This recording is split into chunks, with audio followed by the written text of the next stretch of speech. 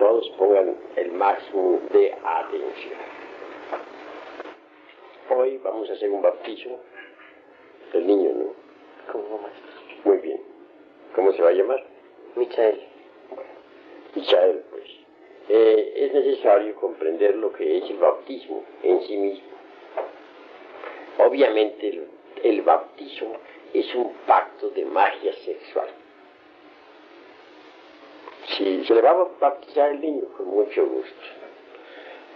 Si él cumple con ese pacto más tarde, el bautismo le quedará sirviendo. Si no cumple con ese pacto, entonces ¿en qué quedamos? En la Iglesia de Oriente, el bautismo en el día de Epifanía está asociado a las bodas de Canaá. En la Iglesia occidental, considerando la Epifanía, se asocia el bautismo al matrimonio de Jesús con su Iglesia. De manera que tanto en el Oriente el bautismo está asociado al sexo como en el Occidente. En ambos casos se relaciona con el matrimonio.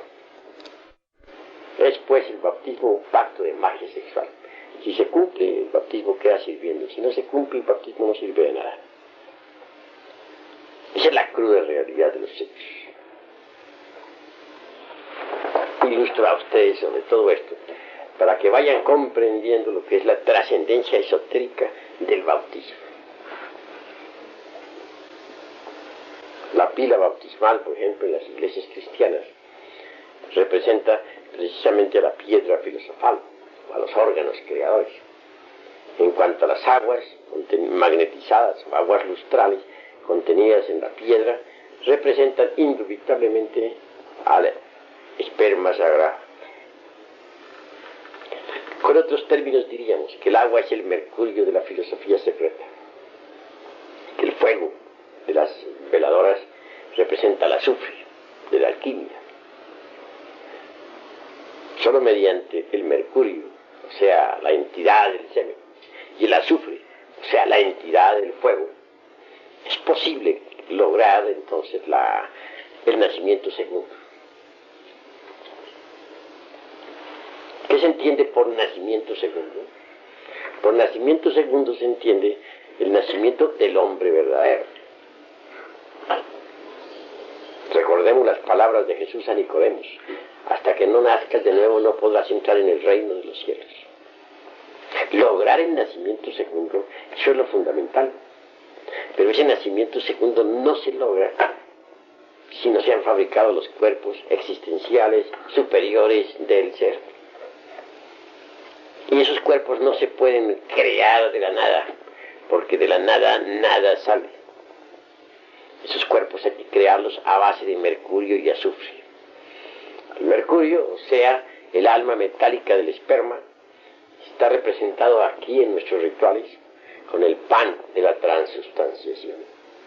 Y en cuanto al azufre, o sea, el fuego de la alquimia, está representado con el vino sagrado. Así que el mercurio y el azufre tienen que combinarse incesantemente dentro de nosotros, a fin de crear por medio de ellos los cuerpos existenciales superiores del ser. Comprendiendo todo esto, se darán cuenta ustedes del misterio del sello de Salomón. El triángulo hacia arriba, el superior, indica al azufre, el fuego. El triángulo inferior, que se enlaza con el superior, indica el mercurio, o sea, el alma metálica del esperma sagrado. Cuando uno ha concluido la gran obra, recibe en los mundos superiores un anillo maravilloso, que es de materia divinal, es colocado siempre en el dedo anular de la mano derecha. ¿Qué aparece en ese anillo?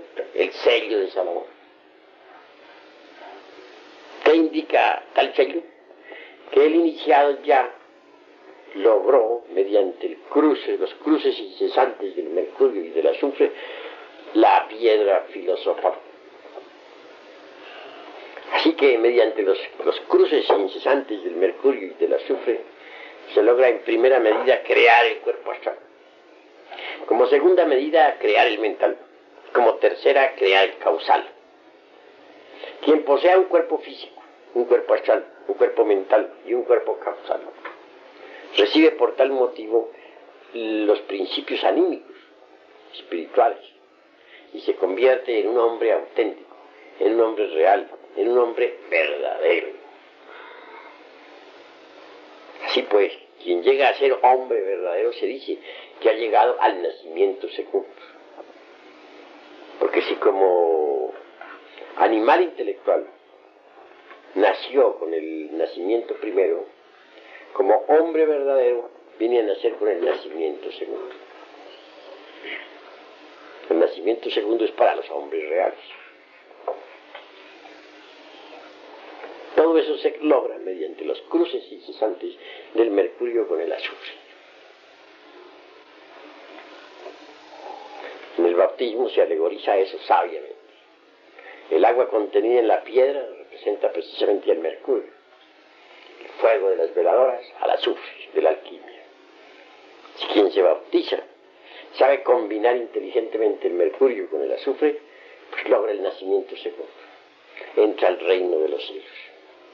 Pero si quien se bautiza jamás trabaja con el mercurio y el azufre, pues su bautismo no le ha servido de nada. Así pues, el bautismo es un pacto de magia sexual. Hay que entenderlo así y no de otro modo.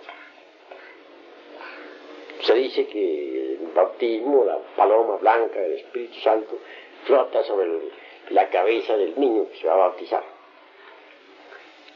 Ciertamente es que el Espíritu Santo es el mismo mercurio de la filosofía secreta. Cuando yo entré en la parte más importante de la gran obra, fui presentado precisamente ante el espejo de la alquimia. Allí vi en el cristal reflejado mi propio mercurio. En nombre de la verdad debo decirles a ustedes que el mercurio da a los grandes iniciados precisamente ese aspecto trascendental del gentilhombre. Veamos si no, por ejemplo, a hombres como Kutumi, esa sapiencia que demuestra como hombre, se le debe al mercurio, que es el mismísimo Espíritu Santo en manifestación. Veamos, por ejemplo, a un conde de San Germán, quien yo cito tantas veces como un ejemplo viviente de superhombre. Alguien que maneja la política mundial tan formidablemente. Alguien que conoce la psicopolítica y que sabe de verdad manejarla. Sabe adaptarse a todas las condiciones diplomáticas del mundo. Esa característica se debe al mercurio de los sabios. Cuando yo vi reflejado mi mercurio en el espejo, quedé sencillamente asombrado. Fue cuando conocí cómo el mercurio viene a darle a uno la característica trascendental del gentilhombre. Hace de uno un sabio en el sentido más completo de la palabra. Así, mis queridos hermanos, bien vale la pena comprender la trascendencia del bautismo. En cuanto al azufre, es el fuego. Eso hay que entenderlo así. Obviamente se relaciona con Lucifer. No tendría uno el impulso sexual si no existiera la potencia luciférica dentro de uno. Esa potencia azufrada es extraordinaria. El mercurio solo nada podría hacer. Pero el mercurio es fecundado por el azufre, o sea, por el fuego. Y de esa mezcla resultan los cuerpos existenciales superiores del ser.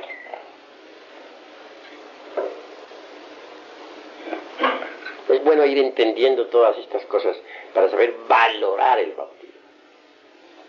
Y es bueno no olvidar por qué motivo las iglesias cristianas, tanto de Oriente como de Occidente, con la cuestión esta de epifanía, o sea, la ascensión del Crestos cósmico en nosotros, relacionan siempre al bautismo con el matrimonio. Realmente una iglesia, por muy santa que sea, si no enseñara las claves de la autorrealización, pues no lograría salvar a nadie. Eso es obvio. Cuando uno estudia a fondo todas estas cuestiones del mercurio y del azufre, sabe valorar el bautismo como debe valorarse. El bautismo es sagrado en el sentido más trascendental de la palabra. No olviden también ustedes que el sagrado sol absoluto quiere cristalizar en nosotros las tres fuerzas primarias de la naturaleza y del cosmos. Estas son santo afirmar, santo negar, santo coincidir. Santo afirmar es la fuerza positiva, la del Padre. Santo negar es la fuerza negativa, la del Hijo. Santo conciliar es la fuerza neutra, la del Espíritu Santo. En el Oriente el Padre es Brahma, el Hijo es Vishnu, el Espíritu Santo es el Señor Shiva. El Espíritu Santo, o sea, el mercurio de la filosofía secreta, cristaliza en nosotros cuando trabajamos con el azufre y el mercurio. Este trabajo no se podría realizar fuera del laboratorio. Hay que saber mezclar las distintas partes del mercurio con las distintas partes del azufre. Pero esto es dentro del laboratorio. Y ese laboratorio es el organismo humano. De manera que el mercurio, o sea, el alma metálica del esperma, se combina inteligentemente dentro de nuestro propio laboratorio. Se combina con el azufre. El resultado de esa combinación viene a ser formidable. El primer resultado sería el nacimiento del cuerpo astral en el hombre. El segundo resultado es el nacimiento del cuerpo mental en el hombre. El tercer resultado es el nacimiento del cuerpo causal en el hombre. Cuando se ha conseguido esos vehículos, como ya les dije, entonces viene el nacimiento segundo. O sea, nace el hombre verdadero. Nace del mercurio y del azufre. O sea, del agua y del fuego. Así hay que entenderlo. Por eso dijo el Cristo: si no naciereis de nuevo, no podréis entrar al reino de los cielos. Hay que nacer de nuevo. No basta haber nacido como animales intelectuales. Eso es muy relativo. Ahora necesitamos nacer como hombres, pero como hombres verdaderos. Y el hombre verdadero nace del azufre y del mercurio, tal como se enseña siempre en el bautismo. Si no se cumple con ese sacramento, de nada sirve la bautizada. ¿De qué sirve? De nada. Así, mis queridos hermanos, es bueno que ustedes vayan entendiendo estas cosas. Ahora bien, en todo hay reglas y medidas. La justicia es algo muy sagrado y existe. Los antiguos alquimistas representaron la justicia por una criatura inefable, una especie de reina, diosa, con una balanza en su diestra. En ella tiene algunos pesos,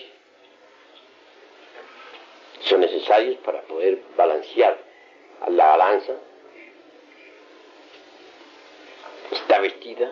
Está parada sobre una piedra cúbica, es la piedra filosofal. Lleva naturalmente la túnica blanca. Encima de la túnica está la púrpura del manto y está tocada en la cabeza con una corona de oro. También lleva si bien en la derecha Dispensen ustedes, en la izquierda lleva la balanza, en la derecha lleva la espada de justicia. Ahora lo interesante son los pesos y medidas de la balanza de la justicia cósmica. Es claro que el trabajo que hay que realizar en el laboratorio tiene que estar de acuerdo con la ley. ¿Qué cantidades de azufre, por ejemplo, se mezclan con qué cantidades de mercurio? Eso no lo saben las gentes comunes y corrientes, ni aun siquiera los mismos alquimistas. Esos son secretos de la gran naturaleza. En todo caso, la justicia rige los trabajos del alquimista. Y la justicia es la ley. Si un alquimista, por ejemplo, tiene esposa sacerdotisa, y de pronto deja a la esposa sacerdotisa y estando en pleno rendimiento sexual va y se mete con otra mujer, pues adultera. ¿Por qué? Porque dos corrientes mezcladas dentro de la espina dorsal chocan entre sí. Un alquimista carga una corriente eléctrica y si luego se mete con otra mujer, entonces la corriente contraria se mezcla con la primera corriente con la que cargaba en su organismo. Y allí resulta un cortocircuito. Y entonces se quema un hilo, que es por donde sube la serpiente sagrada. Ese hilo es el Nadichitra. De manera que si se quema el Nadichitra, entonces la serpiente, o sea el fuego, o sea el azufre mezclado con mercurio, que tiene la figura de la serpiente, baja una o más vértebras, según la magnitud de la falta. Después, muy grave, el adulterio. Otra cosa grave que es la fornicación. Si el alquimista derrama el vaso de Hermes Trismegisto, si pierde el mercurio, incuestionablemente se quema el Nadichitra y baja la serpiente sagrada. Para poder uno realizar la gran obra, tiene que estar sometido a la diosa de la justicia. Si viola la ley de la balanza, el trabajo alquimista fracasa rotundamente.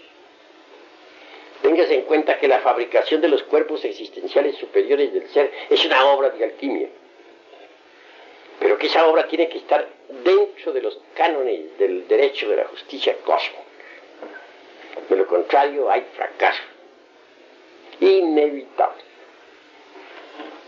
Otro caso muy distinto, y esto ya es de reflexiones, es el caso en que el alquimista, por ejemplo, no disponga de un vaso hermético.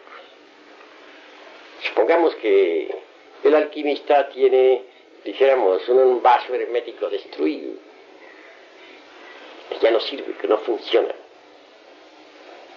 El laboratorio en este caso estará detenido.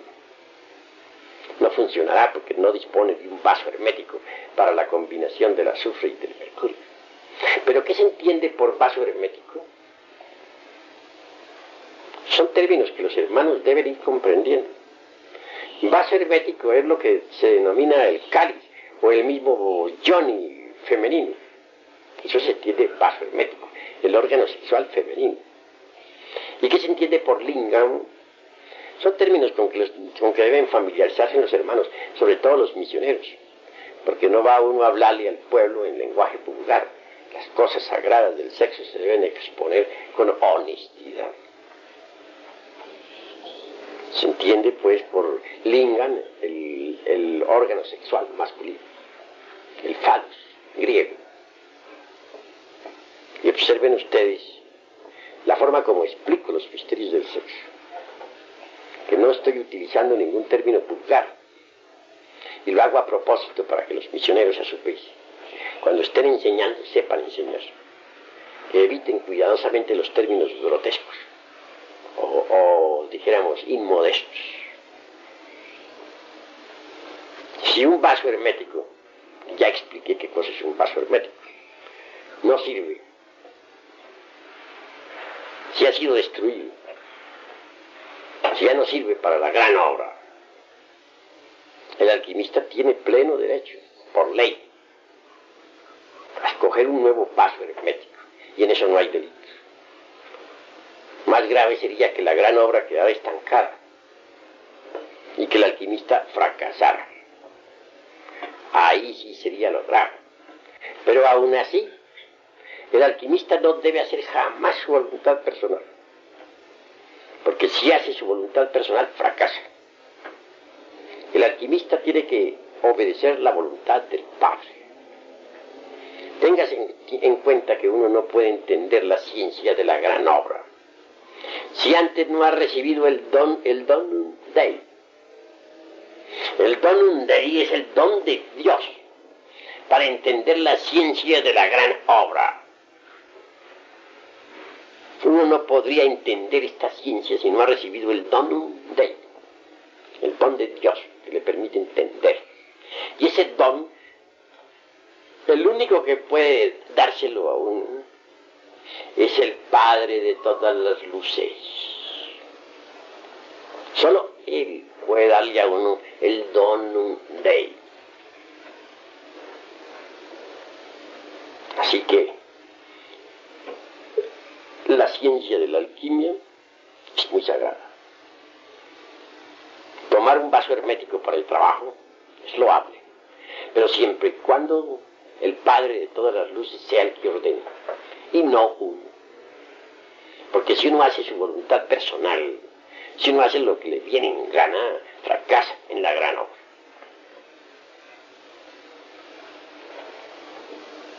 Son puntos muy importantes en relación con la alquimia y puntos muy importantes en relación con el bautismo.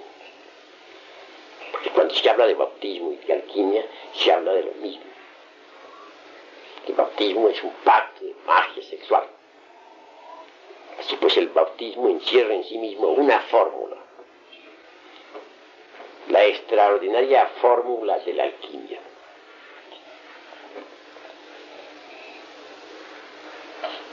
En estos estudios lo que nos debe interesar a nosotros es la gran obra, exclusivamente eso.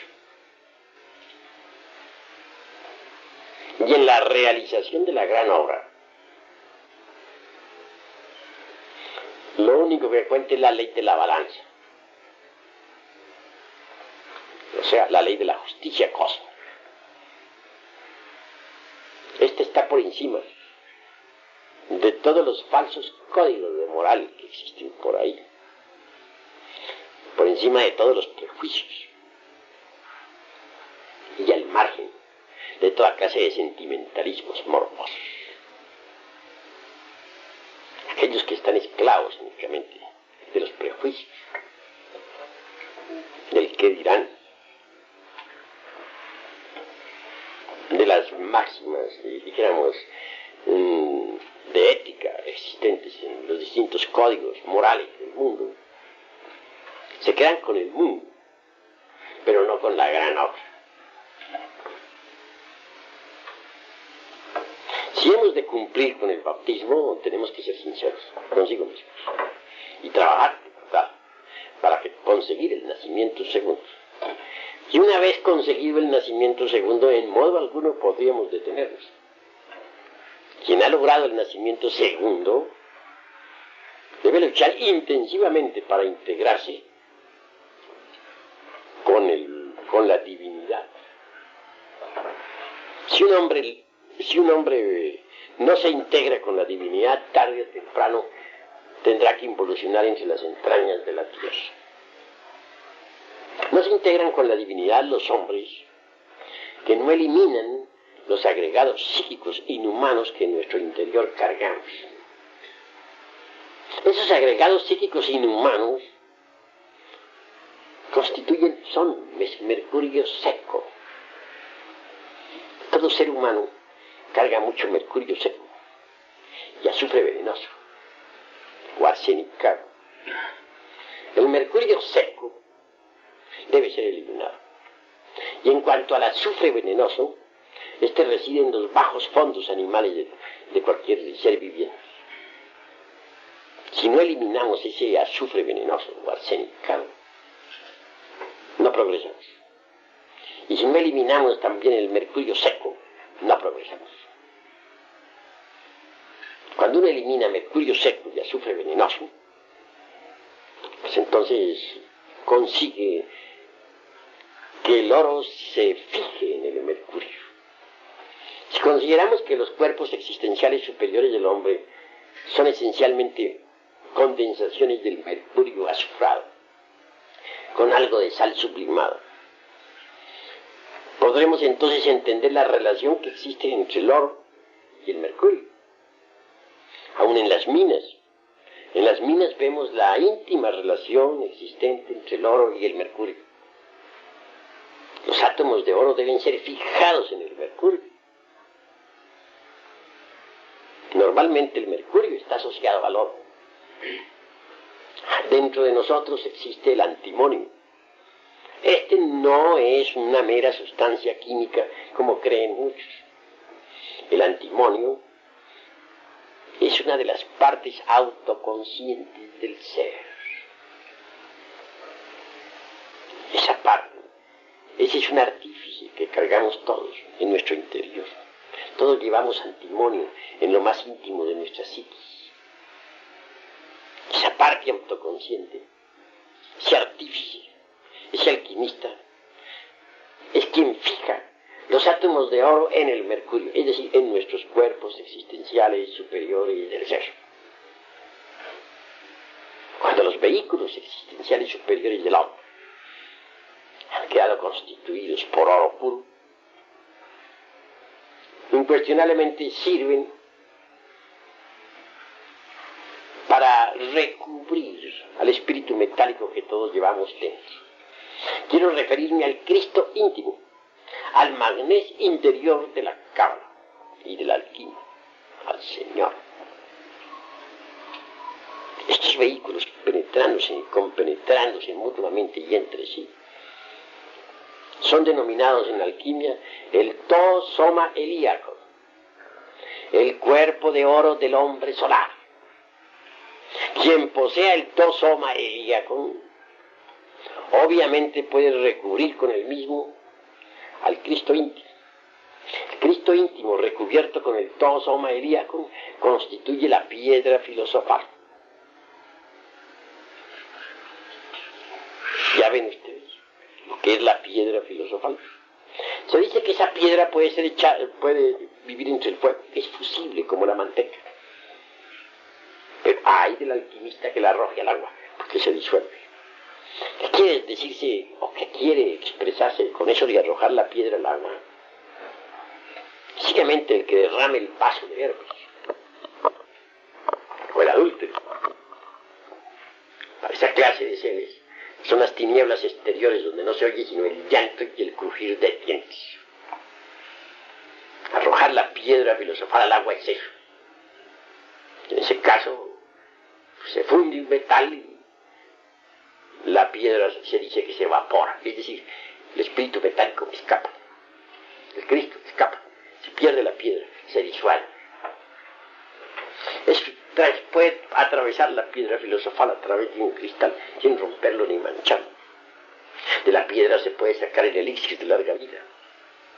De la piedra se puede sacar los polvos de proyección, con los cuales se puede fabricar oro. Oro físico, efectivo. Oro material. Claro. Si un alquimista que ya logró, ya tiene la piedra filosofal, su poder, en estado de éxtasis deposita, por ejemplo, aquí en esta agua, sus átomos de oro. Entonces esta agua se convierte por tal motivo en un licor extraordinario, en los mismos polvos de proyección. Y si luego pone una gotita así, entre un crisol donde hubiere plomo derretido, ese plomo se convertirá. Y con ese oro viven. El conde San Germán, por ejemplo, fabricaba oro físico, pero invertía ese oro. ¿En qué lo invertía? En distintos bienes materiales. Cuando la policía francesa invadió la casa de San Germán para saber de dónde provenían sus riquezas, Se quedaron asombrados al ver que todo estaba en perfecto orden. Tenían sus libros de cuentas, los bienes que tenía, todos debidamente documentados, es decir, no se halló una sola falla. Nunca realizaba sus transmutaciones metálicas públicamente, siempre en secreto. De manera que aparentemente él vivía exclusivamente de sus haciendas, de sus propiedades, fincas, bienes raíces, etc. Y todo estaba debidamente documentado. Así, mis queridos hermanos, por algo es que cuando uno concluye la gran obra, se encuentra ante el árbol de la vida, portando en su diestra el cuerno de Amaltea. ¿Cuál es ese cuerno? El de la abundancia. El cuerno de Amaltea. En el Apocalipsis de San Juan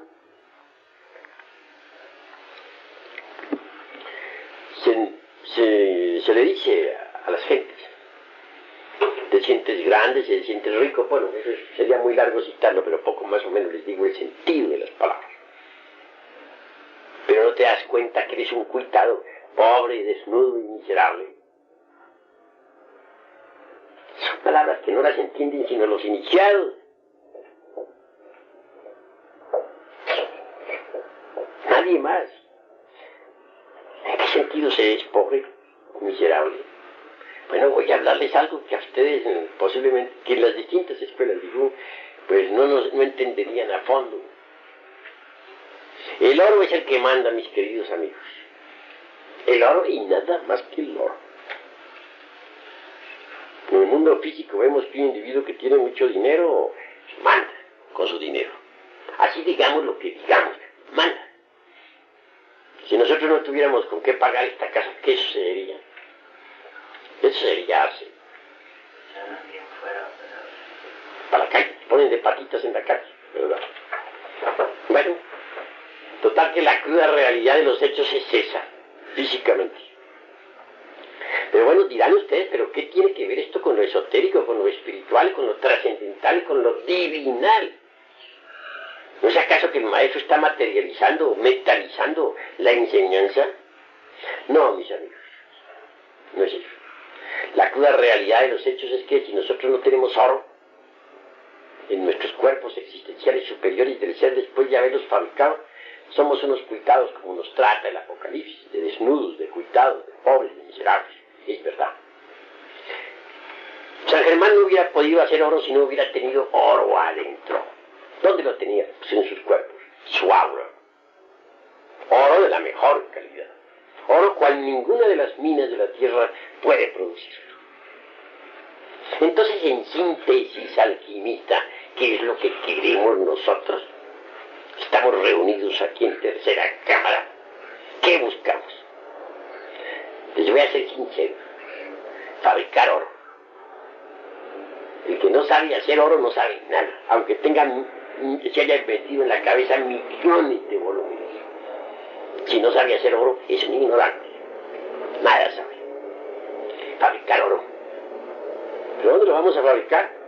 Pues en los cuerpos existenciales superiores del ser. Queremos vehículos de oro puro, con los cuales poder recubrir la presencia de Logos en nosotros. Eso es lo que queremos. Cada uno en su interior carga un templo.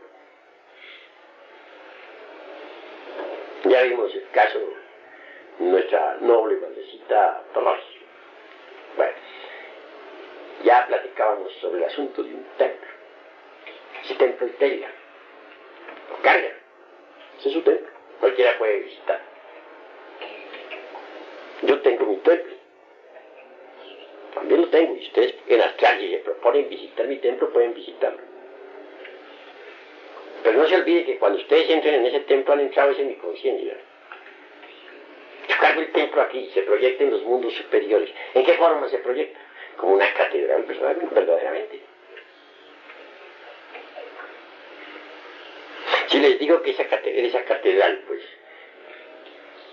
todos los objetos son de oro, no estoy exagerándoles. Obviamente así es. Pero para fabricar ese oro de la catedral esa del alma, he tenido que trabajar en la forja del exilio. Eso es obvio. En el laboratorio. En el oratorium del tercer logos. Digo del tercer logos, no lo olviden ustedes. ¿Por qué digo del tercer logos? A ver, ¿quién me responde? Espíritu Santo. Correcto, Espíritu Santo, que tan asociado está al bautismo. Eso es indubitable. La verdad es que hay que saber entender eso. Cualquiera de ustedes puede visitar en cuerpo astral la catedral del maestro Samael Aún Beor. Se hallará, ahí está. No falta, claro, sobre el altar el cáliz. Y no faltará jamás sobre el altar de un maestro el cáliz, que es el mismo vaso hermético.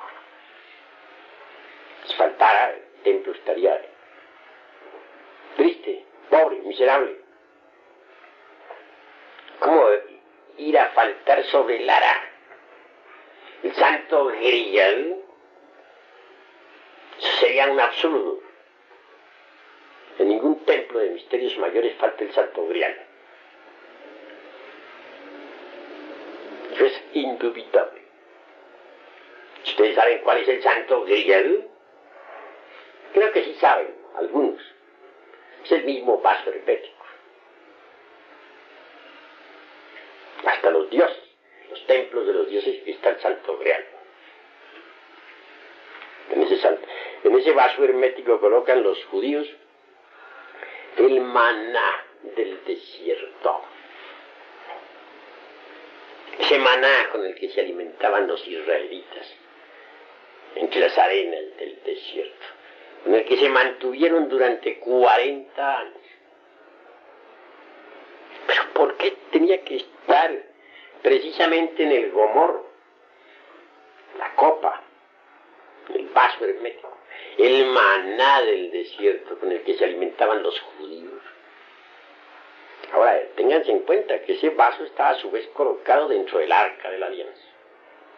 También está ahí la vara de Aarón, o sea, el lingam generador, y las tablas de la ley. Con esto documento todo lo que he dicho. En cuanto a los querubines, la Blavatsky dice que 2 querubines se tocaban con sus alas sobre el arca de la ciencia, y que se hallaban en la actitud del hombre y de la mujer durante la copla. El Parlevi sostiene que son 4 querubines que se tocaban con sus alas, masculino y femenino. De todas maneras se coincide en que los querubines masculinos y femeninos se tocaban con sus alas y que se hallaban en la actitud de la cópula química durante en el Sanctum Sanctorum. Los soldados de Nabucodonosor rey, cuando invadieron el templo de Salomón, lo destruyeron, vivieron antes, previamente, el arca de la ciencia, dijeron: este era el Dios que vosotros los judíos adorabais tanto. Este era el Dios de tanta castidad y santidad que vosotros mencionabais. Claro, rápidamente acabaron con todo. Destruyeron el templo de Jerusalén. Así que, mis queridos hermanos, no entendían. Pero bueno, no nos salgamos del tema. ¿Por qué el maná con el que se alimentaban los judíos en el desierto tenía que estar en la copa o gomor? Si explico, sencillamente el maná es el néctar de la inmortalidad. Ese néctar sagrado no está en otra parte, sino en el vaso hermético. Y el vaso hermético está dentro del arca de la ciencia. Si los dioses no tuvieran el maná del desierto, porque la vida es un desierto cuando se renuncia a la verdadera felicidad, nirvana. Pues hombre, teniendo cuerpo físico, sus cuerpos físicos se envejecerían y morirían. Entonces ellos necesitan de ese vaso hermético, en el cual está contenido el maná.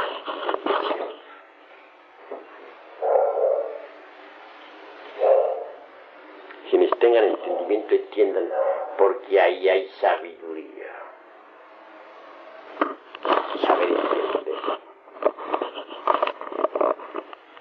Cuestionablemente, el error más grave de los distintos grupos de escuelas pseudoesotéricas, pseudo-ocultistas, estriba precisamente en creer que la autorrealización íntima del ser es a base de teorías. Se equivocan. Pensemos por un momento en la forma como surgimos nosotros a la existencia. En esos encantos del Viernes Santo. ¿Cuál es la raíz de nuestra vida? Un hombre, una mujer, una cópula química o metafísica. De allí salió nuestro cuerpo físico. ¿Qué precedió a esa concepción? ¿Qué instantes? Esto nos lleva a los encantos del Viernes Santo. Incuestionablemente en todo eso hubo pues amor, estuvo Eros activo, etc.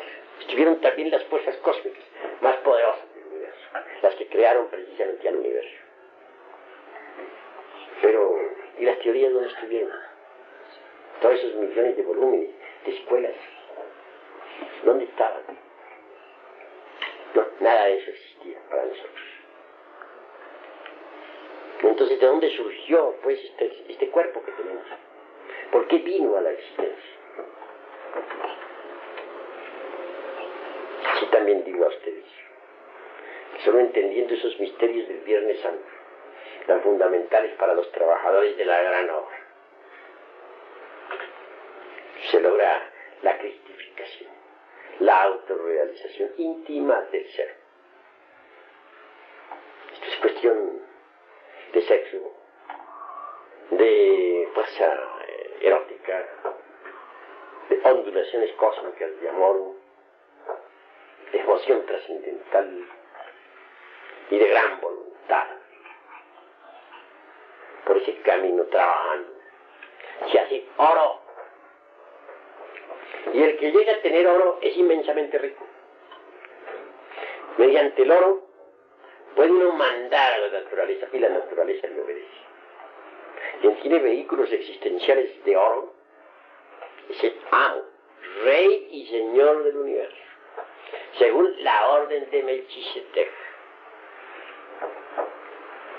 Mas si uno no tiene oro en su interior, es un cuitado, miserable, desnudo, aunque se crea muy rico y poderoso.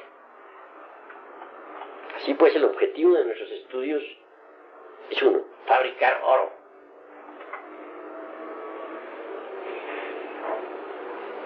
Se llega a fabricar oro cuando se conoce el misterio del bautismo, que, como les he dicho, es un pacto de magia sexual. Bueno, mis queridos hermanos, hasta aquí la plática de esta noche. Pero, eso sí, tienen todos perfecto derecho a preguntar, porque no quiero que queden con dudas de ninguna especie. Y lo que no hayan entendido será explicado. Pero, maestro, ¿cómo se puede percatar de la destrucción del vaso hermético del Lingam? Repite, que no puse atención. ¿Cómo podría uno percatarse cuando ha llegado a la destrucción del Lingam o el vaso hermético? Los hechos son hechos, y ante los hechos tenemos que rendirnos. Si, por ejemplo, un hombre quiere trabajar con su esposa sacerdotisa y el estado de salud o estado fisiológico de ella no sirve para eso, si ya pasó sus funciones sexuales, si ya no puede trabajar, se dice que el vaso hermético ha sido destruido. Y así se representa en alquimia. Vaso hermético destruido. ¿Alguna otra pregunta? Venerable maestro, ¿cómo se entendería, ya que usted dice de que el mercurio seco son los yoes, en el caso del azufre arsenicado, ¿qué sería? ¿Y cómo se logra destruir eso? El azufre arsenicado es el fuego venenoso animal que todo el mundo carga en sus infiernos atómicos. Un fuego bestial, inmundo, abominable. Todo ser humano lo carga. Y en ese tipo de fuego animal hay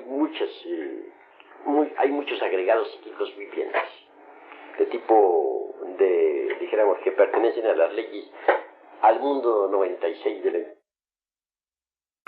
Y en ese tipo de fuego animal hay muchos agregados psíquicos vivientes, de tipo dijéramos, que pertenecen a las leyes, al mundo 96 de la... o mundo infernal. ¿Cómo se elimina ese azufre venenoso o arsenicado? Pues hombre, trabajando en forma pura y limpia, eliminando el mismo mercurio seco, por el mismo camino que ha eliminado el azufre venenoso. Al eliminarse el mercurio seco, el azufre venenoso queda eliminado de hecho. Eso es todo. Gracias, venerable. Hable. Venerable, el vaso hermético destruido en una persona no puede ser ya reconstruido. Si no será reconstruido, ¿cómo esa persona puede trabajar en una gran obra? Sí, entiéndese por vaso hermético, en este caso alquimista, el Johnny, que como se sabe no es el linga. Me refiero al Johnny. Un Johnny destruido no sirve para la gran obra. Si un alquimista tiene en su laboratorio un vaso y se le rompe, pues tiene que conseguir un nuevo vaso. Pero como quiera que las leyes son muy sagradas, sucede que el primer vaso está cargado de cierta fuerza, de cierta radiación. Y esa radiación ha impregnado al alquimista. Se hace necesario que pase un tiempo, no menor de 3 años, para que el alquimista pueda conseguir un vaso nuevo, si es que no quiere un cortocircuito dentro de su sistema central espinal, porque un cortocircuito puede quemarle un alambre del laboratorio, y en ese caso el fuego, el azufre y el fuego, el azufre y el mercurio bajan, descienden, y se pierde, y hay hasta una reducción metálica. En otros términos se diría que el alquimista se ha ido de cabeza al abismo. Y en el caso, maestro, específicamente, quien posea, o sea, dijéramos, el elemento femenino, que tengas su vaso, pues, dañado, ¿cómo puede continuar en la gran obra? Repite, con más claridad. O sea, el elemento femenino tiene sus órganos creadores, no, dijéramos, los tiene dañados, están atrofiados, están dañados. Pero entonces, esa persona, ese elemento femenino está trabajando en la gran obra. ¿Cómo puede continuar si se le dañó, pues? No es posible, no puede continuar. Es como si el elemento masculino, el alquimista, destruyera su linga generada. En este caso tampoco puede trabajar en la gran obra. ¿Cómo haría? Necesitaría cambiar de cuerpo para trabajar es decir, si el lingam generador queda destruido, ¿cómo trabaja? ¿O cómo trabajaría, por ejemplo, un individuo a quien le castraran? En este caso pues hay un fracaso. A ver, ¿Por qué causas se dañaría el vaso hermético? puede dañarse por accidente, puede dañarse por la edad, puede dañarse por el karma. Si no, pues no sirve ese vaso para el laboratorio, pues el alquimista tiene que utilizar un nuevo vaso hermético. Y en eso no hay delito. El delito hubiese si el alquimista, teniendo un vaso correcto, hermético, menospreciara tal vaso y lo tirara afuera para tomar uno nuevo. En eso sí habría delito. Venerable maestro. Y en caso de que fuera lo contrario, que a la mujer se le dañara, por ejemplo, el lingam para trabajar. Pues en este caso, la mujer está trabajando con un varón idóneo, todo marcha bien. Si el varón no le sirve, pues todo marcha mal. Y se operaría igualmente como operaría el alquimista en el caso citado, ¿no? Pues la ley, la justicia humana misma, tiene sus postulados. Si un hombre, por ejemplo, es impotente y la mujer se queja ante la ley, pues indubitablemente recibe carta de divorcio. Eso es obvio. Si un hombre no cumple sus deberes para con la mujer, sus deberes sexuales, y la mujer se queja, eso es motivo más que suficiente para divorcio. Así pues, si una mujer está trabajando en la gran obra y no sirve el alquimista, no dispone ella de un lingam generador, de una lanza para los misterios, de una lanza con la cual pueda combatir a los agregados psíquicos, de una lanza con la cual pueda herir el costado de Lucifer. Pues en ese caso, pues se encuentra ella ante un dilema, o ante el dilema de tener que desposarse nuevamente con un alquimista idóneo, o ante el dilema de tener que aguardar hasta una futura existencia. En tal caso, cualquiera de esas dos resoluciones resulta justa. Eso es. A ver. Gracias.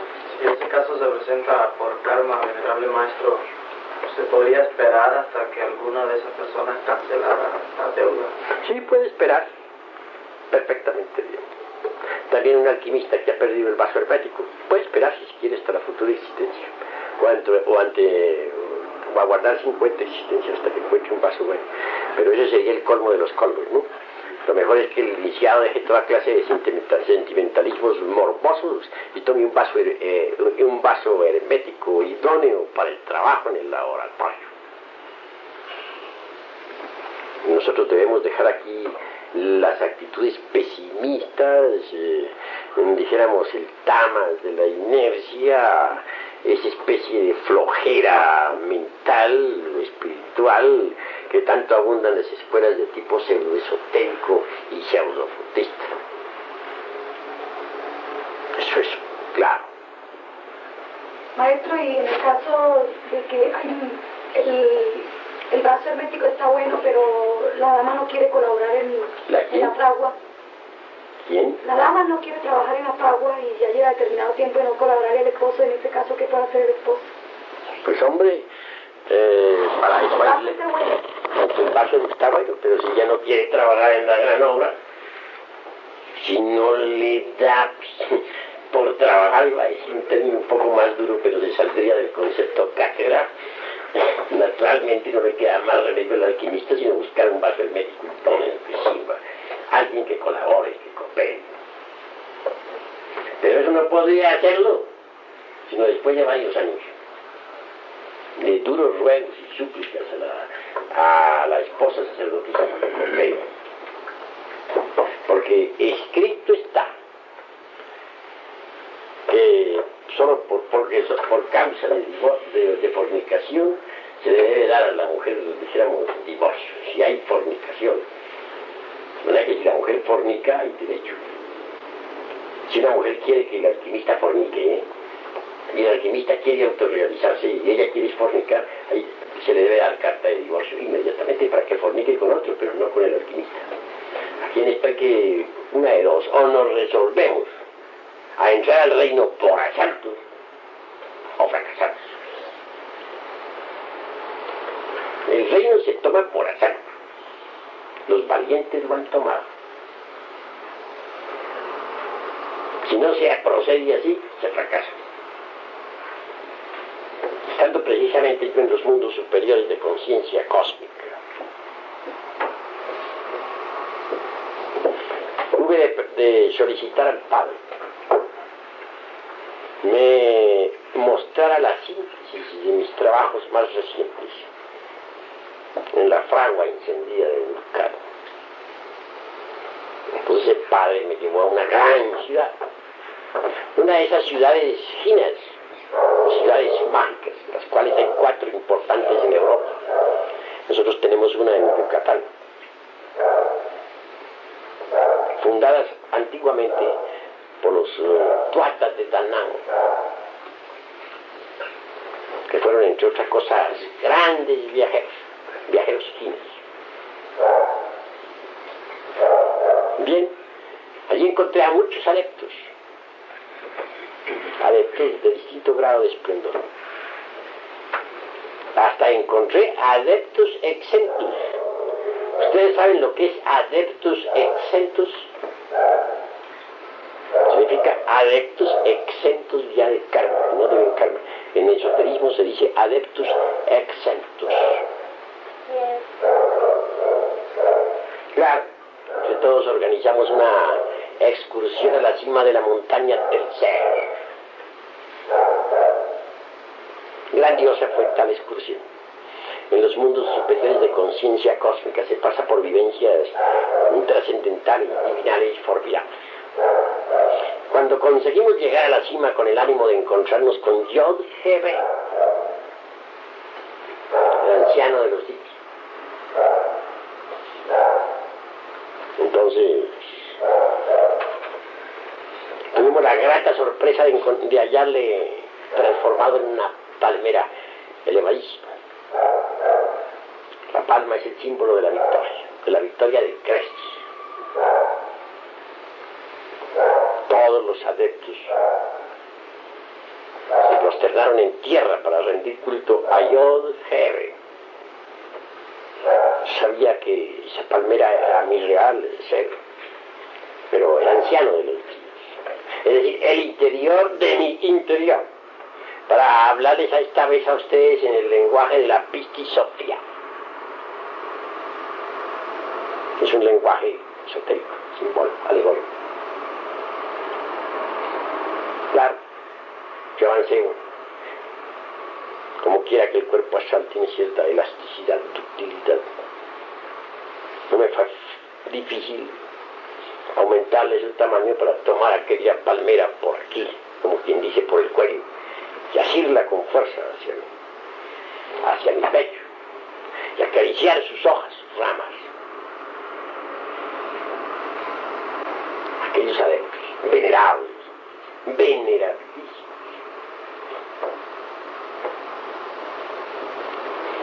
Me miraron con terror. No se oyó sino un clamor. Se asombraron al ver cómo tomaba yo al anciano de los días, nada menos, en esa forma. Mas luego la palmera se transformó en una gran torre, en la torre de un templo interior, de mi propia catedral. Esa torre corresponde a la cabeza de lo divinal. Estaba tatuada de toda llena de piedras preciosas. Los ojos eran los de la misma.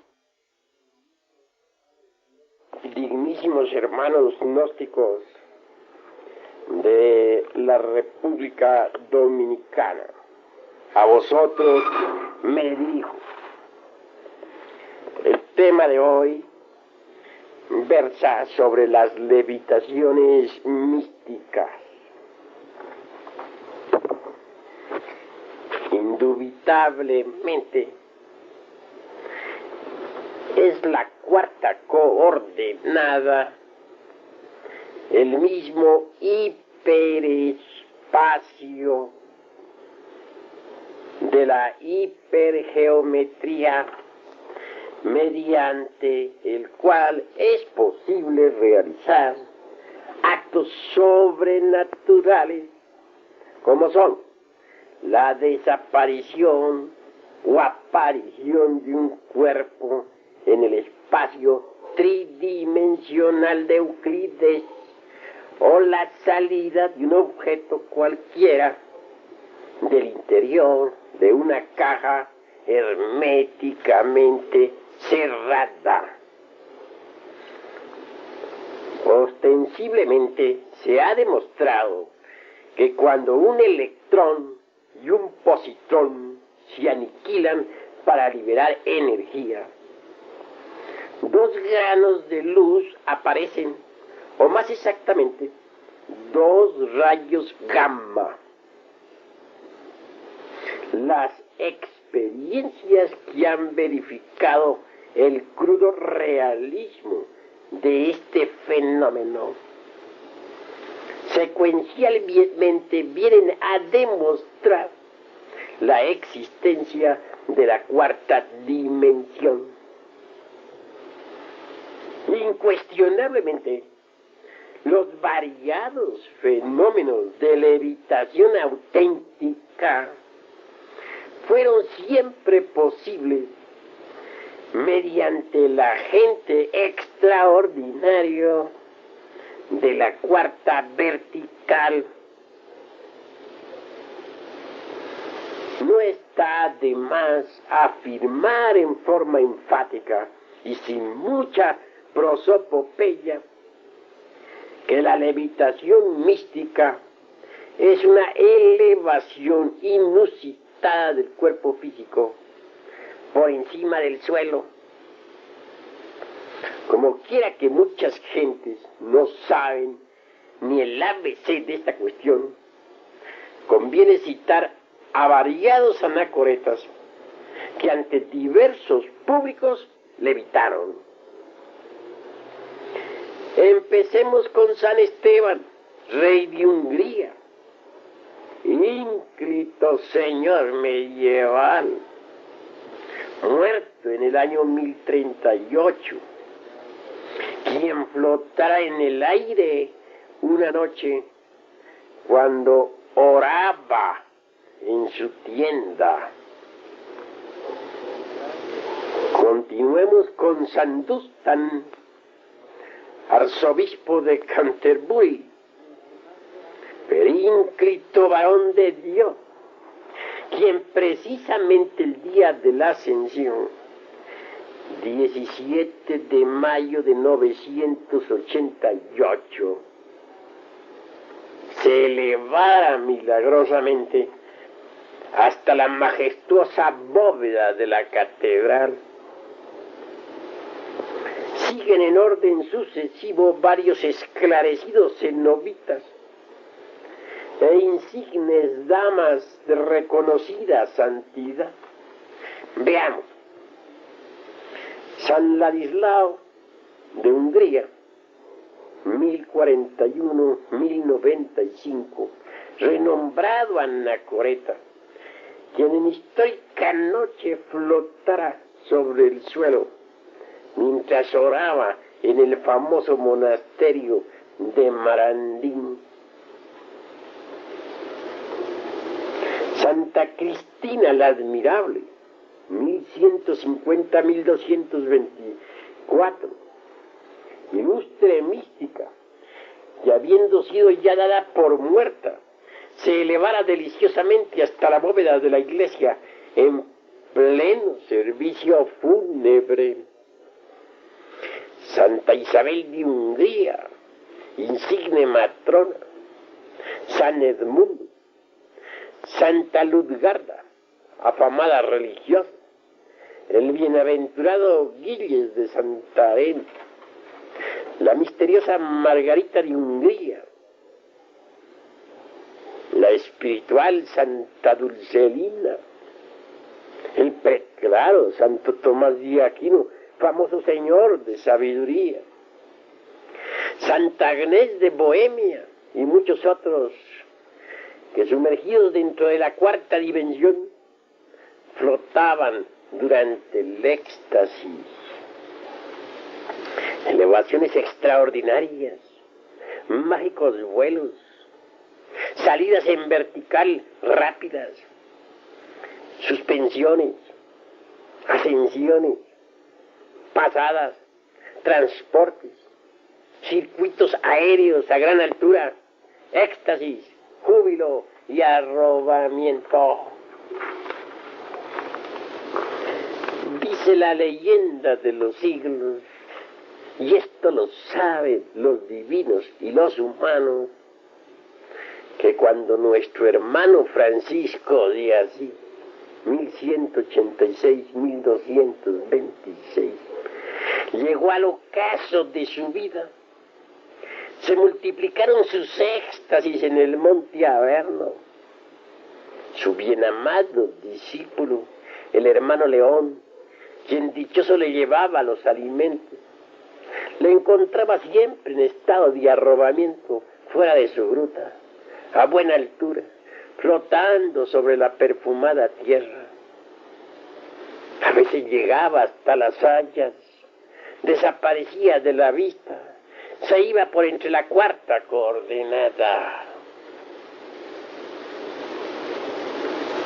Y prosiguiendo con esta temática místico-científica, no está de más citar también a Santa Catalina de Risi, 1522-1589, la muy célebre estigmatizada priora de Prato, quien cuando en éxtasis entraba suspendida quedaba en el medio ambiente circundante.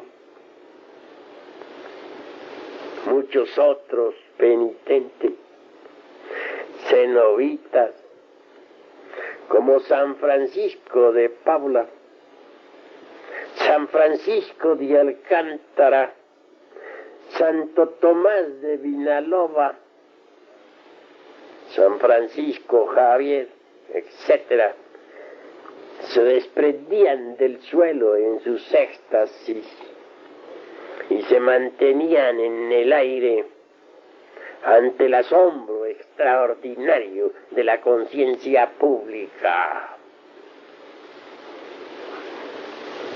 Casos famosos y extraordinarios por lo insólitos e inusitados fueron ostensiblemente los de esa mística llamada Teresa de Ávila, 1515-1582, descritos por ella misma con lujo de detalles, explicando dialécticamente cómo el mágico poder inefable la absorbía dentro de la dimensión desconocida mientras oraba.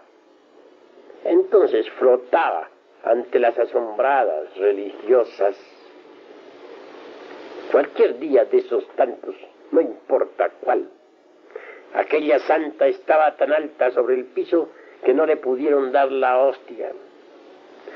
La doble invitación de Santa Teresa de Ávila, la doble levitación de Santa Teresa de Ávila y de San Juan de la Cruz en el Carmelo de Ávila causaron estupefacción, asombro general. Entonces pudo verse en el espacio a estos dos místicos en estado de éxtasis. Aquel monje azul, otrora conocido con el nombre de José de Cupertino, dicen que se elevó por los aires 70 veces. Este hecho mágico sucedió allá por el año 1650, motivo por el cual fue canonizado. Cada vez que el mencionado eremita de dulce faz se desprendía de la dura tierra, profería un clamor.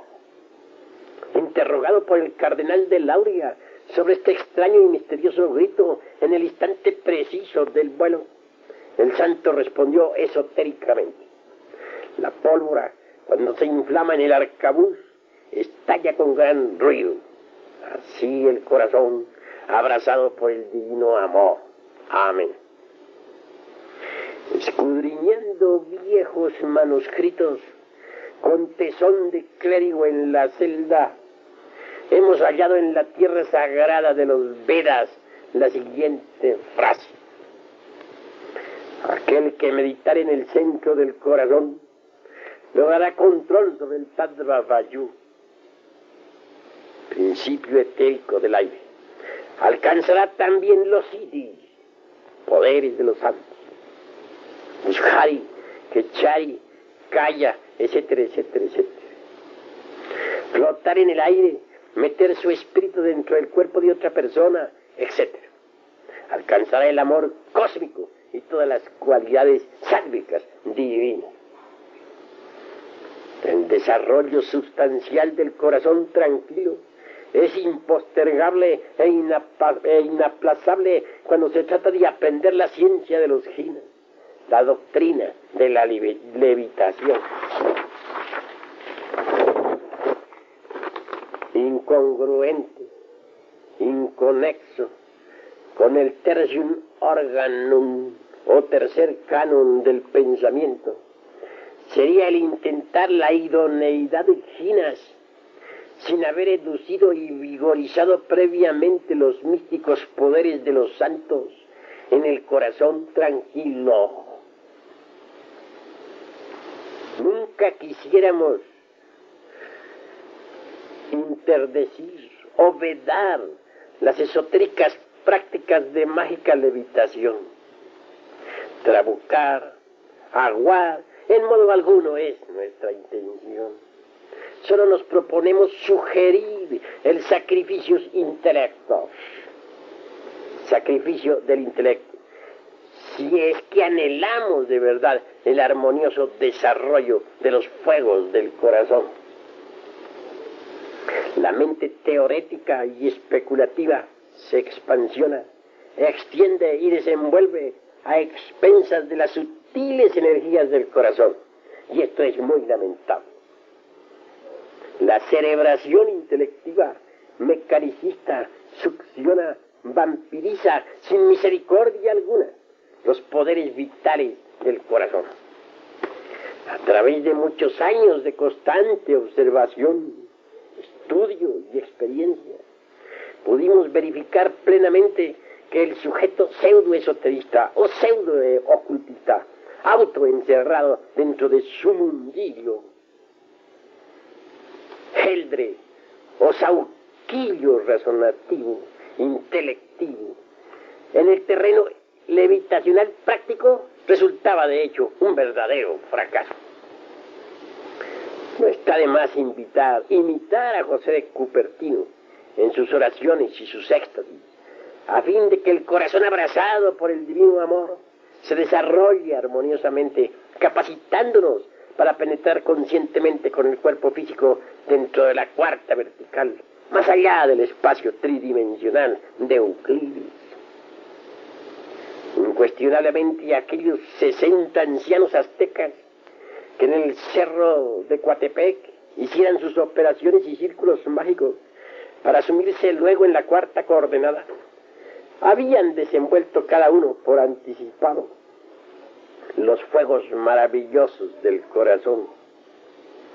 Telendo, insólito, inusitado, resulta el relato de aquel viaje misterioso por la dimensión desconocida.